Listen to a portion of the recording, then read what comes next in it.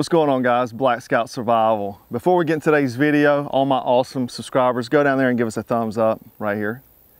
If you're over 40 years old still living in your mama's basement, go hit that thumbs down so that we know who you are.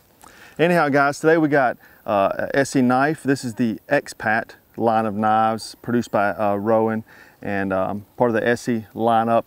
From what I was told by Patrick, Expat is one of the guys from the forum. He's a world traveler, you know, a skilled guy, and this is one of his first knives that he's doing in the production with them. And this is it's like a cleaver type model, and CL1 is the proper name for it.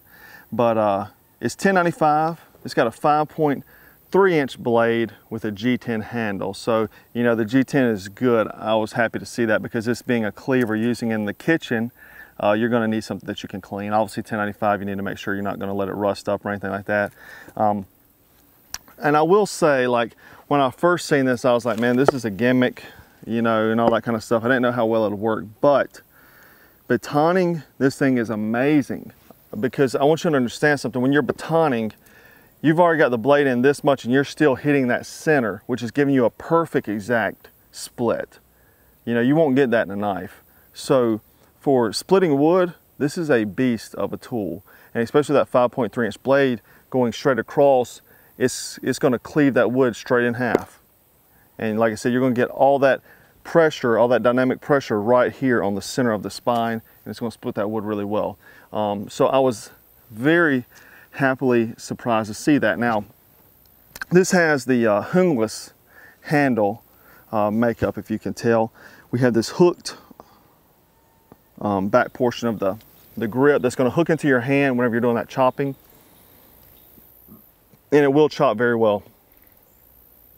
But like I said, 1095 steel. It has this very unique kind of washed finish. It's like that Black River wash, I think it's the name of it. So it's not coated, which is good, obviously, because you know, food prep in the kitchen.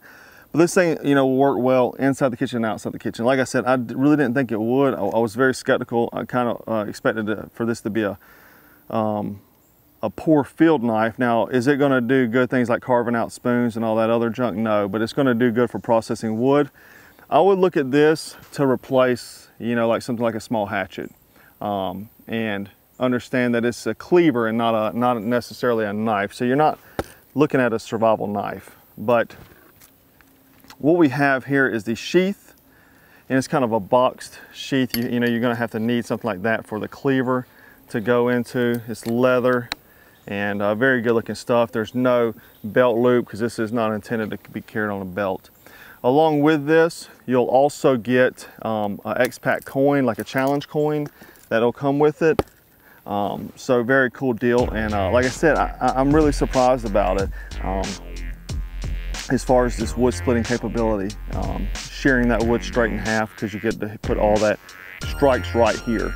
You don't have to hit on the side like you do with other knives and have to hold it down. So very balanced as far as that splitting action. But you know, for carving finer stuff, maybe not so good. It's not going to excel at that, but you know, larger knives usually don't tend to. So anyhow, guys, I'll put some links to this below so you can check it out. But anyhow, guys, thanks for watching Black Scout Survival.